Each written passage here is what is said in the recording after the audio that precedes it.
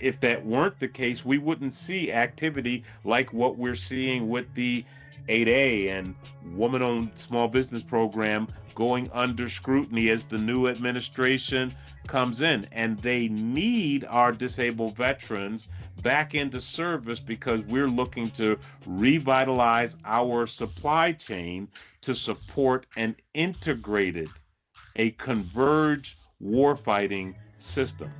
So for all of our disabled veterans that are within the sound of our or of my voice, this is your season to take full advantage of the fact that the government's disrupting the small disadvantaged business community, and that disruption is moving you to the least risk, highest value position in federal contracting. In addition to that, there's a little bit over $1.2 trillion worth of contracting activity that's coming on the street that you equally have a competitive advantage in taking off of the street. And when we start talking about revitalizing our manufacturing and the Defense Production Act, there are 3 trillion reasons why you want to be focusing on that.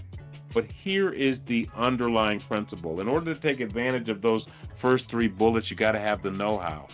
And that last bullet points to the fact that the Department of Veterans Affairs has got $900 billion worth of already appropriated benefits for disabled veterans who want to get into the self-employment game.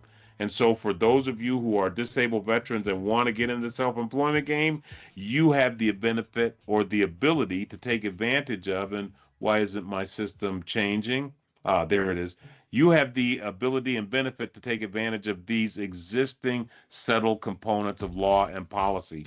And the reason that I'm emphasizing that about this settled law and policy is because we have no guarantee that that settled law and policy is going to be there when you get your feces amalgamated and decide that you want to take advantage of it.